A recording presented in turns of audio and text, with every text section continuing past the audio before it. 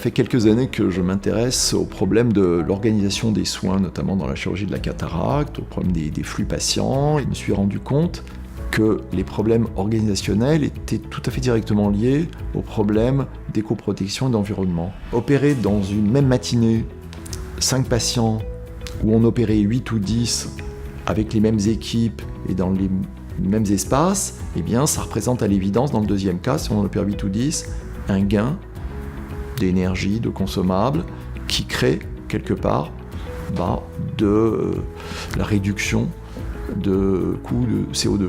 Pour avoir relu les conclusions de l'étude récemment, 25 cataractes opérées représentaient l'équivalent CO2 d'un voyage transatlantique, un Paris-New York en avion aller-retour. Il y a véritablement une sous-utilisation des blocs opératoires. On ne se pose pas la question, par exemple, de savoir ce qui est le plus profitable, en termes, une fois de plus, de santé publique et d'organisation, entre mettre un chirurgien par salle lorsqu'il y a 2 salles opératoires dans un bloc, ou mettre le même chirurgien sur 2 salles en même temps. Pour moi, la réponse est claire. La deuxième solution est la meilleure. Elle représente un gain en termes de temps médical.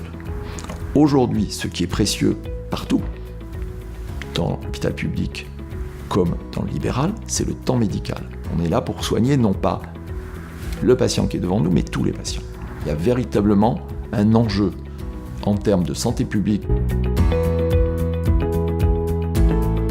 Nous sommes arrivés à une organisation qui est loin d'être exemplaire, mais qui donne un bon fonctionnement. Qualité pour le patient, qui le reconnaît, qui en est satisfait, satisfaction pour les personnels.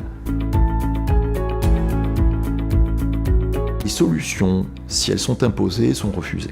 L'organisation des soins passe par une véritable concertation. Les soins sont une affaire d'équipe.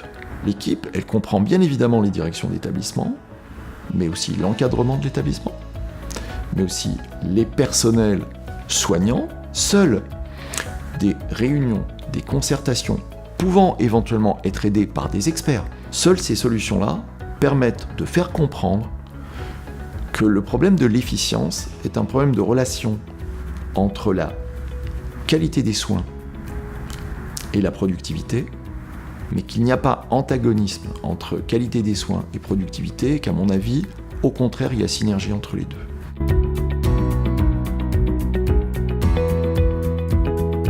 Nous allons être demain confrontés à une augmentation qui existe depuis des années, des demandes de soins en chirurgie de la cataracte qui va être accélérée par l'effet du papy-boom. L'organisation des soins, notamment en chirurgie de la cataracte, est un des leviers fondamentaux d'amélioration de la prise en charge en termes de santé publique. Nous sommes, je pense, tout à fait qualifiés pour réfléchir à l'amélioration de l'ensemble des circuits patients et des flux patients. L'expérience montre que les médecins sont pas du tout impliqués dans les processus organisationnels. Les leviers d'amélioration principaux que nous aurons dans les années à venir en matière de soins seront liés à l'organisation des soins plus qu'aux petits progrès techniques.